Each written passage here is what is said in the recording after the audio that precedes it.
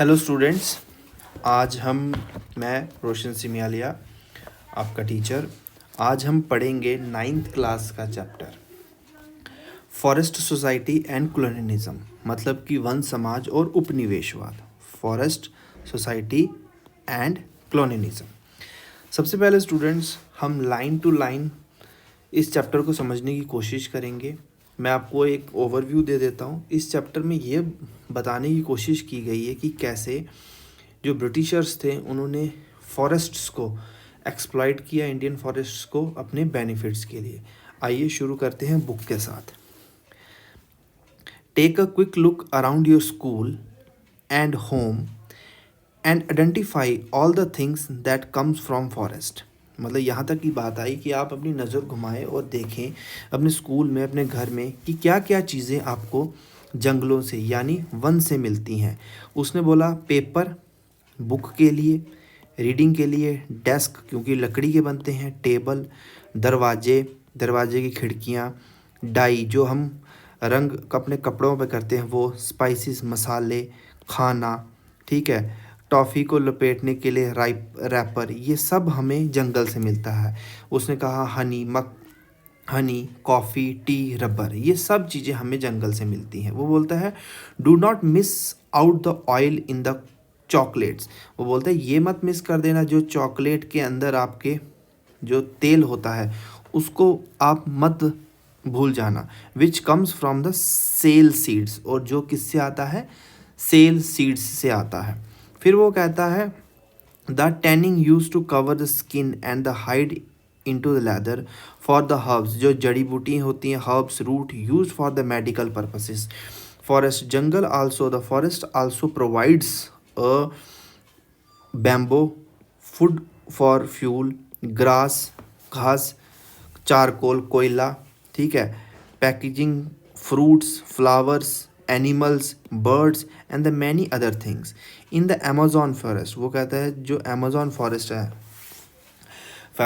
हैं in the western Ghats, it is possible to find as many of 500 different plant species in the one forest patch. वो बोलता है कि जो हमारा अमेजोन फॉरेस्ट है उसमें हमको तकरीबन 500 डिफरेंट क्या मिलते हैं, प्लांट मिलते हैं, प्लांट की स्पीसीज मिलती हैं, जो कि ये बताती हैं कि वो कितना एडवांस्ड फॉरेस्ट था। अब आगे की हम बात देखें तो वो बोलता है कि a lot of diversity in the fast disappearing. वो बोलता है ये विविधता तेज़ी से लुप्त होती गई। वो बोलता है कि जो ये हमने 500 वैरायटीज़ पढ़ी प्लांट्स की, ये बड़ी जल्दी से क्या होगी, डिसअपेयर होती गई। वो बोलता है बिटवीन, अगर हम बात करें 1700 से लेकर 1995 तक, जो ये पीरियड था ऑफ इंडस्ट्रियलाइजेशन, ये किसका पीरियड था बच्चों, जो 1700 से 1995 तक, ये पीरियड किसका था, ये पीरियड था इंडस्ट्रियलाइजेशन का। किसका,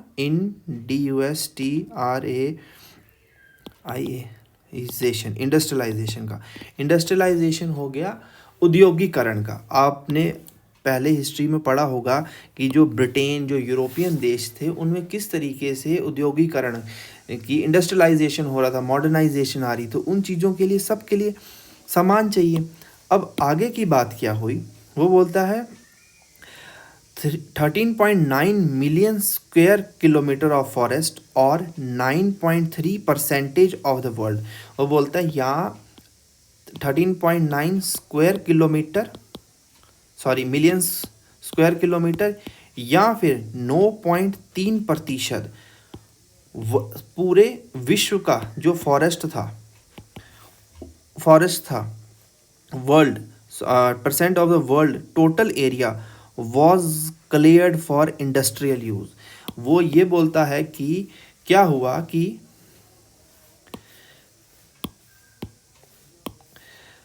पूरी दुनिया का 9.3% जो फॉरेस्ट था उसको सिर्फ और सिर्फ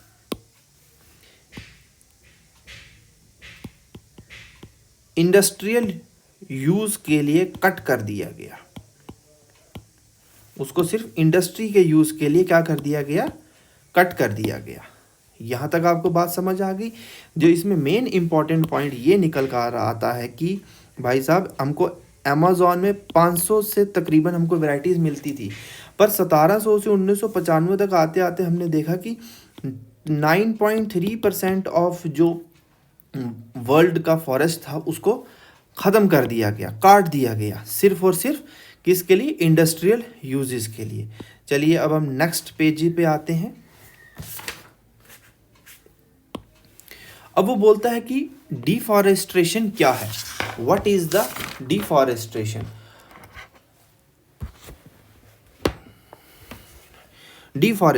डिफॉरेस्टेशन का मतलब होता है, आपको पता ही है कि ये पेड़ है, इस पेड़ को काटना, मतलब जो जंगल होते हैं उनको काटना, जंगलों को विनाश करना, उनको काटना, इन सबको हम डिफॉरेस्टेशन सिंपल लैंग्वेज में कहते हैं। आइए अब हम बुक को देखते हैं कि हमारी एनसीईआरटी डिफॉरेस्टेशन की क्या कहानी बताती है। द डिसअपेरेंस मतलब लुप्त होना, the disappearance of the forest in refers to the deforestation. आपको एक सिंपल डेफिनेशन मिल गई डिफॉरेस्टेशन की, उसने बोला कि डिसअपेरेंस मतलब जंगलों का गायब होना ही डिफॉरेस्टेशन है। Deforestation is not a recent problem. वो बोलता है कि जो डिफॉरेस्टेशन है वो कोई अभी की या कोई नई समस्या नहीं है, ठीक है। वो the process began many centuries ago. वो बोलता है कि जो ये जंगलों को काटा गया ये बहुत सदियों से चलता आ रहा है। And under the colonial rule it become a more systematic and extensive. और बोलता है जब कॉलोनियल पीरियड आया, मतलब कि उपनिवेशवाद आया, तो इसको क्या किया गया, बहुत अधिक सिस्टमैटिक हो करता है, एक सिस्टम से, एक व्यवस्था से काटा गया, ठीक है, व्यवस्था से काटा गया,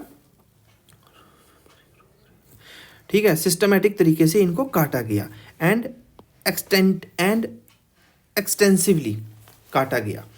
let the look at the some of the cause of deforestation. अब वो बोलता है कि हम कुछ ऐसे कारण देखते हैं कि किस वजह से इन जंगलों को काटा गया। लैंड टू बी इम्प्रूव्ड, पहला उसमें ये बोला जमीन की बेहतरी के लिए, इम्प्रूव्ड का मतलब होता है बेहतरी के लिए, मतलब जमीन की बेहतरी के लिए इसको काटा गया। अब वो बोलता है इन 1600 में approximately 1/6 of the India's land mass was under the cultivation. वो बोलता है कि इंडिया में 1600 तक जो इसका 1/6 लैंड था, हिस्सा था, वो किस में था, कल्टिवेशन मीन्स खेती में था, मतलब इसका जो हिस्सा था वो किस में था, खेती में था।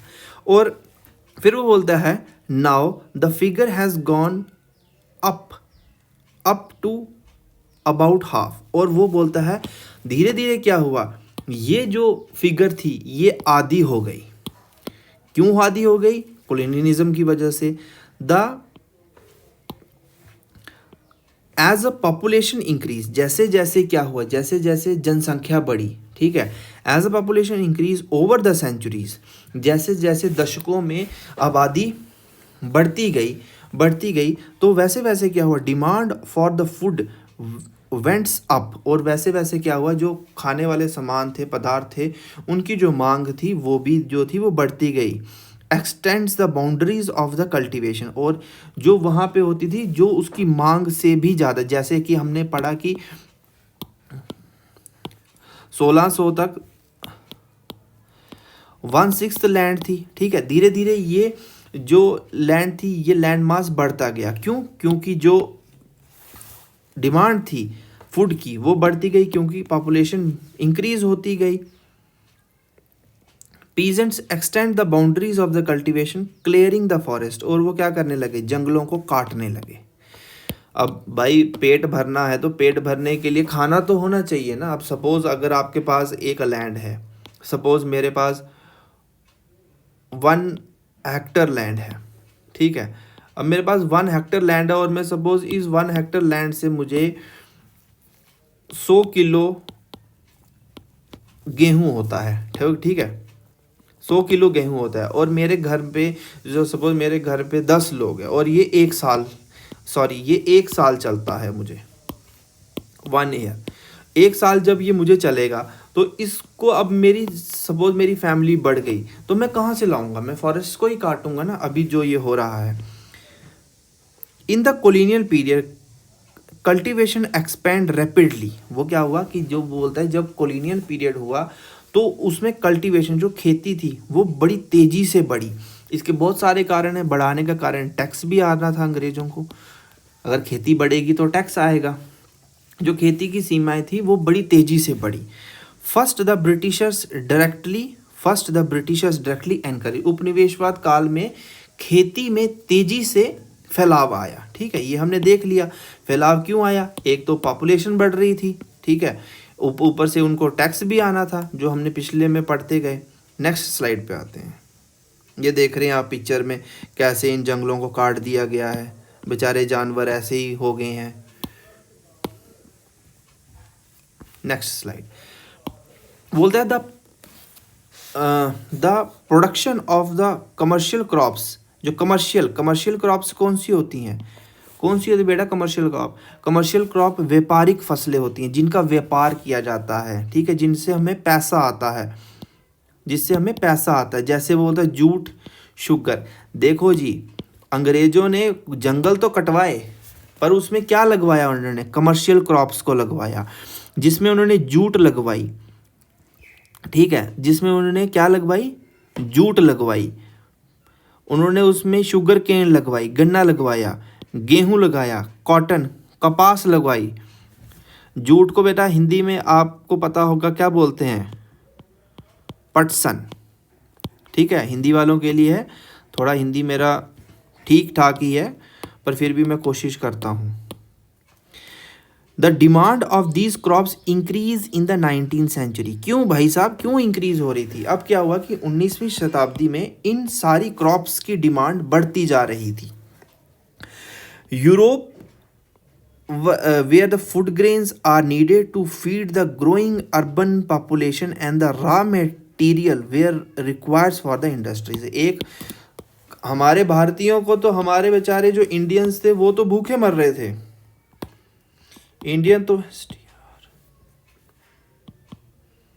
इंडियन तो स्टारवेशन, भूखमरी का शिकार हो रहे थे। पर भाई अंग्रेज तो पेट भर के खाना खा रहे थे, क्योंकि उन्होंने बहुत बड़े काम किए थे, उन्होंने देश पे राज किया था, भाई हमको राज करना सिखाया था, ठीक है। ये सब चीज़ें आपके काम की नहीं है, ये आप चाहें तो आप खुद इनको स्टडी कर सकते हैं। फिर बोलता है इंडस्ट्रियल प्रोडक्शन, पहला क्या आया,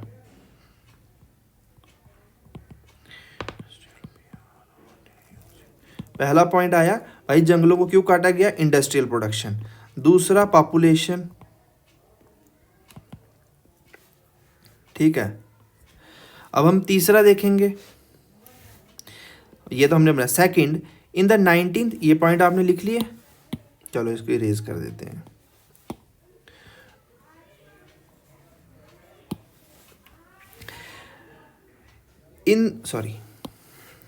कहाँ थे हम, in the 19th century the colonial state thought the forest were unproductive. अब क्या हुआ, 19वीं शताब्दी में जो कोलोनियल उपनिवेशवाद था, उन्होंने ये सोचा कि जो जंगल हैं वो तो अनप्रोडक्टिव हैं, जंगल से तो कुछ भी नहीं मिल रहा ना, अनप्रोडक्टिव हैं, इनसे तो कुछ मिल ही नहीं रहा है हमको जंगलों से, तो जो अनप्रोडक्टिव है उसको क्या करना है, काटो। तो उन्होंने क्या किया, they were consider to the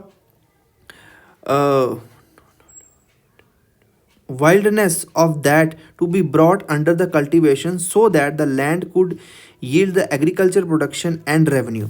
तो उन्होंने बोला भाई साहब जो जंगल नहीं आ रहे किसी काम के, जो व्यर्थ हैं जंगल में, उनको क्या करें, उनको काटो, और उससे क्या मिलेगा हमको, उससे हमको रेवेन्यू भी आएगा, पैसा भी, टैक्स भी आएगा, और हमारी एग्रीकल्चर जो प्रोडक्शन होगी,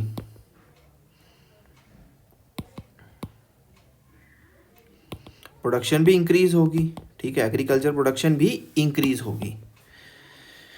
उसके बाद एग्रीकल्चर प्रोडक्शन भी इंक्रीज होगी। And enhance the income of the state, और जो स्टेट होगी उसका पैसा भी बढ़ेगा, रेवेन्यू बढ़ेगा तो पैसा भी बढ़ेगा. So between the 1880 to 1920 the cultivated area rose कितना हो गया 6.7 million hectares. We always see the expansion of the cultivation as a sign of progress. वो बोलता है कि हम हमेशा देखते हैं कि जो कि एक्सपेंशन है कल्टीवेशन का, मतलब कि जो खेती का है, हम उसको ये लेके चलते हैं कि वो क्या है, वो प्रोग्रेस का साइन है.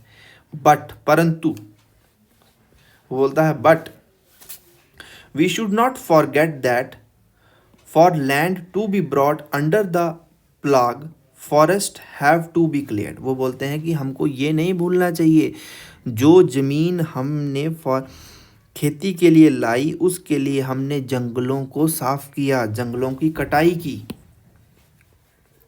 ठीक है, इन चीज़ों को हमको नहीं भूलना चाहिए. Next slide.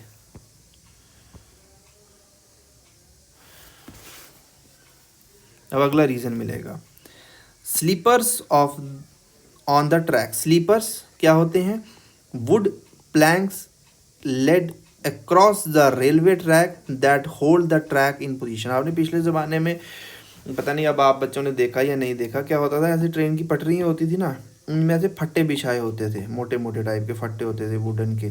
अभी भी आप अगर पुरानी दिल्ली वाली साइड चले जाओगे, यहाँ कहीं हिमाचल वाली साइड जो हेरिटेज ट्रेन चलती है उधर जाओगे तो आपको पता चलेगा. पर फिर क्या हुआ, इनको धीरे धीरे क्या किया, रिप्लेस कर दिया गया कंक्रीट से. अब इसके लिए भी उनको चाहिए था. वो बोलता है by the early 19th century ये मिला okay. By the 19th century क्या हुआ, एक फॉरेस्ट था जिसको ओक बोलते थे, oak. By the 19th century oak forest in England, यहाँ पे है भाई साहब, ये इंग्लैंड में है ओक, ये इंग्लैंड में है. ये क्या हुआ, डिसअपियर, ख़त्म होना शुरू हो गया, क्योंकि अंग्रेज जो थे रेले तो इंडिया में ही बचा रहे थे ना. 1950s 56 के करीब करीब रेल ले आए थे वो इंडिया में. अब देखेंगे आगे क्यों लाए थे. This create a problem. इसने क्या किया, एक प्रॉब्लम खड़ी कर दी. This creates a problem of timber. Timber होती है लकड़ी, लकड़ी की supply for a royal navy. अब उनके अपने जंगल तो ख़त्म कर दिए उन्होंने काट काट के. अब उससे क्या हुआ, रॉयल नेवी के लिए मुश्किल आ गई, क्योंकि जहाज़ बनाने के लिए लकड़ी चाहिए थी. How could English ships be built. उन्होंने बोला भाई साहब अब हमारे ये जहाज़ हैं पानी वाले, हमारे जो जहाज़ हैं ये पानी वाले, ये कैसे बनेंगे, हमारे जहाज़ों को हम कैसे बनाएंगे, क्योंकि हमने लकड़ी तो सारी काट ली. अब वो उनको जैसे होता है ना कि दूसरे का घर में फिर दिखता है, जब अपने घर में ख़त्म हो तो फिर बोलते चलो भाई दूसरे की गर्दन काटते हैं. तो now they shifted towards Indian without the regular supply of the strong and the durable timber. अगर हमको एक स्ट्रॉन्ग, मजबूत और टिकाऊ हमको लकड़ी नहीं मिली तो हम कैसे करेंगे. How could the imperial power be protect and maintained without ship. पर उसने बोला कि अगर हमको लकड़ी नहीं मिलेगी तो जो हमारी शिप्स हैं उनको हम कैसे मेंटेन करेंगे. ठीक है, कैसे मेंटेन करेंगे. By the 1820 search parties were send to explore the forest resources of India. क्योंकि अंग्रेज तो इंडिया में आपको पता है 1600 में घुस गए थे आकर. अब उन्होंने क्या किया 1820 आपको पता होगा, तब हमारे देश में वो चल रही थी, क्या बोलते हैं उसको, रेवोल्यूशनरी मूवमेंट्स चल रही थी. तो अंग्रेज़ों ने क्या किया, उन्होंने बोला जाओ भाई हमारी कॉलोनी तो है इंडिया, उसको खोजो जाके, मतलब वहाँ कोई हमको पेड़ शेड फॉरेस्ट रिसोर्सेज मिल जाए. तो विद इन अ डिकेड्स, ठीक है, कुछ सदियों के अंदर, विद इन द डिकेड्स उन्होंने क्या किया, decades trees were being fall, हमने क्या किया, उन्होंने क्या किया, जंगलों को काटना शुरू कर दिया। Trees were fallen on the massive scale, और जो जंगलों को उन्होंने बहुत मासिव स्केल पे काटना शुरू कर दिया। And the vast quantities of the timber were being exported from India, और जो हुआ बहुत सारा जो टिम्बर था, बहुत मात्रा में जो पेड़ थे, लकड़ी थी, उनको भारत से क्या किया गया, निर्यात किया गया। एक्सपोर्ट को हिंदी में कहते हैं निर्यात, उनको निर्यात भारत से उनको बाहर भेजा कहा गया, ब्रिटेन में भेजा गया। क्यों भेजा गया, आपने पढ़ा ना, अपनी रॉयल नेवी को, जहाज़ों को, इन सब को मेंटेन करने के लिए उन्होंने भेजा। जो वहाँ पे इंडस्ट्रियलाइजेशन हो रही थी, फ्यूल चाहिए था, ट्रेनों को चलाने के लिए टिम्बर चाहिए थे, स्लीपर्स, उन सब के लिए। अब उन्होंने आगे क्या किया, the spread of the railway from 1850s created a new demand. Railway were essential for the colonial period. अब वो बोलते हैं कि जब 1800 आया, 1850 में रेलवे आया, रेलवे की डिमांड, रेलवे के लिए डिमांड जो आई, ट्रीज़ की आई, क्योंकि हमने देखा स्लीपर्स लगते थे, कॉलोनियल स्लीपर्स लगते थे। Railway were establish for the colonial trade, जो उपनिवेशवाद का ट्रेड, एक जगह से दूसरी जगह सामान अगर आपने बैलगाड़ियों से या ढो के लेना, उसमें बहुत टाइम लगता है, कैरेज कॉस्ट लगती है। तो उन्होंने ट्रेन को डाला और बोला the movement of the train, व्यापार के लिए, और movement of the imperial troops, जो उनके ट्रुप्स थे, उनको, जो शाही सेनाएं थी, उनको भी उन्होंने रेलगाड़ी से एक जगह पहुंचाने के लिए।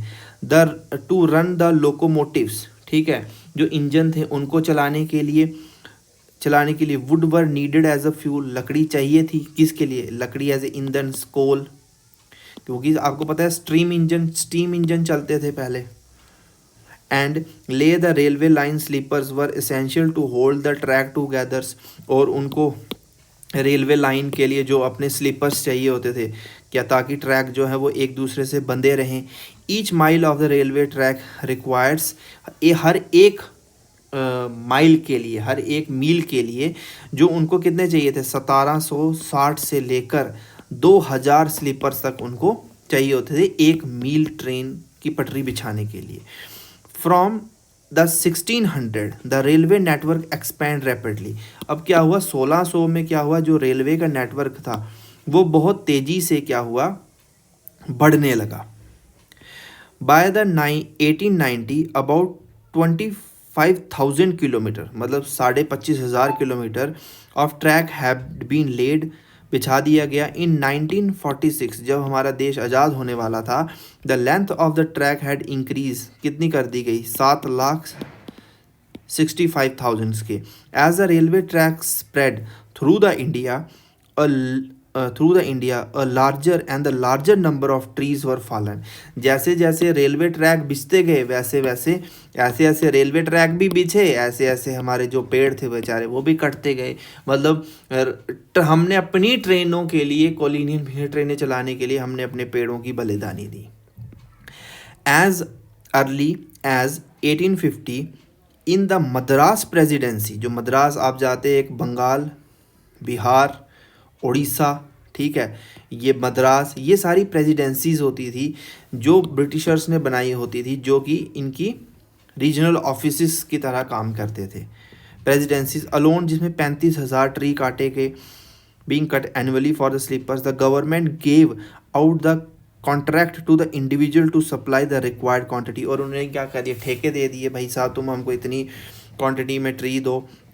These contractors being cutting the trees indiscriminately, और ये क्या कर रहे हैं, पेड़ को काट रहे हैं, ये नहीं देख रही है पेड़ किस काम का है किसका नहीं है। The forest around the railway tracks fast start disappearing, और सबसे ज़्यादा जो रेलवे ट्रैक्स के पास जो ट्री फॉरेस्ट थे वो सबसे जल्दी क्या हुए, ख़त्म होने लगे। आप जैसे इस पिक्चर्स में देख रहे हैं कि ये ऐसे रेल ये लेकर जा रहे हैं। फिर आता है प्लांटेशन के लिए, नेक्स्ट पेज में। The large areas of the natural forest were being cleared to make a way of tree. वो बोलता है एक प्लांटेशन भी है, प्लांटेशन के लिए भी क्या किया गया, इन फॉरेस्ट को काटा गया, इन फॉरेस्ट को क्या किया गया, काटा गया। प्लांटेशन के लिए भी इनको काटा गया। उन्होंने क्या किया, चाय, जंगल थे, जंगलों को बोला जंगलों को काटो और जंगलों की जगह क्या लगाओ, जंगलों की जगह टी लगाओ भाई, टी तो हमें पैसा देगी। Coffee, rubber plant to meet the European growing needs. क्यों लगाना है, क्योंकि भाई साहब हमको जो यूरोप है उसको ऊपर ले जाना है और जो हमारा प्यारा भारत है इंडिया उसको नीचे ले जाना है। मतलब इसको बढ़ाने के लिए, इसको ऊपर ले जाने के लिए हमको इसे गिराना पड़ेगा। यही इन्होंने किया। नीड्स फॉर दिस कम्युनिटी, क्योंकि हमारे लोग बेचारे को पहले ही लूट के रखा था, खाने के लिए अनाज नहीं होता था, चाय और कॉफ़ी कहाँ से पीनी थी। आज भी लोग हमारे देश में चाय 10 रुपये है, कुछ लोग नहीं पी पाते। सब हमारे प्यारे अंग्रेज़ों की देन है। पर फिर भी कुछ लोग बोलते हैं, मैं नाम नहीं लूँगा, कि आज़ादी भीख में मिली है। 2014 में सही आज़ादी मिली। मैं पूरा नेशनलिस्ट हूँ, पर गलत का समर्थन हम नहीं करते। अच्छा, उसको चीज़ को छोड़िए। The colonial government took over the forest. Colonial government ने क्या किया, फॉरेस्टों को, जंगलों को अपने अधीन ले लिया। And give the vast areas to the European planters to the cheap rate. उन्होंने बोला भाई जंगल क्या करने, इनको काटो, इससे तो कुछ पैसा वैसा मिल नहीं रहा। उन्होंने क्या किया, कोलोनियल गवर्नमेंट ने जंगलों को अपने अधीन लिया। अधीन लेने के बाद जो हमारे यूरोपियन प्लांटर्स थे, क्योंकि इंडियन प्लांटर्स तो थे नहीं, उनके पास योग्यता ही नहीं थी बेचारे, क्योंकि सब नल्ले थे। बोला जो हमारे यूरोपियन, जो हमारे ख़ास हैं, उनको ये जो कोड़ियों के दाम पे दे दो। And they were enclosed and clear the forest and planted with T और कॉफ़ी। और उनको बोला भाई साहब तुम लो, पेड़ काटो, हमको पैसा दो, टी उगाओ, खुद भी पियो, कॉफ़ी पियो, खुद भी उगाओ, खुद भी पियो, हमको भी पिलाओ, सब मज़े करो। ठीक है, कहानी समझ आई। देखिए हमने पढ़ा, प्लांटेशन के बारे में पढ़ा, प्लांटेशन पढ़ी हमने। उसके बाद बच्चों ये मैंने नया पैड लिया, इसमें मुझे कुछ समझ भी नहीं आता। चलो कोई बात नहीं, मैं आपको यहीं समझा देता हूँ इसी पेज में। पहला, इंडस्ट्रीज़ की वजह से पेड़ काटे गए, पॉपुलेशन की वजह से, तीसरा टैक्स की वजह से, ठीक है, पेड़ काटे गए। रेलवे की वजह से, ये तो इंडस्ट्रीज़ में ही आ गया। ठीक है, अपनी नीड्स को पूरा करने के लिए, इन सब के लिए पेड़ों को काटा गया। अगर हम नेक्स्ट देखें, the rise of the colonial forestry. भाई जो हमारे देश में जो जंगल थे, जो जंगलों का, जो व्यापारिक वनों की शुरुआत कैसे हुई, मतलब rise of the commercial forest. जो कमर्शियल होते हैं व्यापार, जहाँ व्यापारिक, अब हमारे जंगलों को उन्होंने, क्योंकि उनको सब कुछ मिल रहा था, अब उन्होंने क्या किया, जंगलों को व्यापारिक किस तरीके से बनाया। अब हम ये जो है, हम यहाँ से जो है, मैं अगली जो मैं लेक्चर लोड करूँगा उसमें आपको बताया जाएगा। तो प्लीज़ स्टूडेंट्स, आप इस लेक्चर को अच्छे से देखिए और मुझे कमेंट करके बताइए कि आपको ये लेक्चर कैसा लगा और आपको किस चीज़ की ज़रूरत है, क्या नीड्स, क्या इम्प्रूवमेंट मुझे करनी चाहिए और डिटेल में आपको पढ़ाना चाहिए, या जो हमारी प्यारी एनसीईआरटी सारी बुक्स जैसे देवों के देव महादेव शिव हैं, तो सारी बुक्स हमारी प्यारी एनसीईआरटी है। तो ये सिर्फ जो एनसीईआरटी के रिलेटेड आपको पढ़ाऊँ या आपको एक्स्ट्रा कहानी बताऊँ, मुझे नहीं लगता एक्स्ट्रा कहानी बताने से आपका टाइम वेस्ट होगा। आपको जो एग्ज़ाम में समझने की ज़रूरत है इस बुक से, आपको वही बताया जा रहा है। फिर भी अगर कोई सुझाव हो तो प्लीज़ आप कमेंट बॉक्स में लिख सकते हैं। वीडियो को लाइक डिसलाइक करना आपकी मर्ज़ी है, शेयर करना आपकी मर्ज़ी है, वो आप करें नहीं करें, हमारा काम आपको पढ़ाना है। तो स्टूडेंट्स, आज के लिए इतना ही। थैंक यू वेरी मच मेरी वीडियो देखने के लिए और समझने के लिए। जो नेक्स्ट वीडियो होगी वो आपके रिस्पांस पर ही अपलोड की जाएगी। अगर आपका रिस्पांस अच्छा होगा तो हम बहुत जल्दी नेक्स्ट वीडियो अपलोड करेंगे। ये जो वीडियो थी ये आपको एज ए ट्रेलर दिया गया कि हम आने वाले टाइम में आपको किस लेवल का पढ़ाएंगे। Okay students.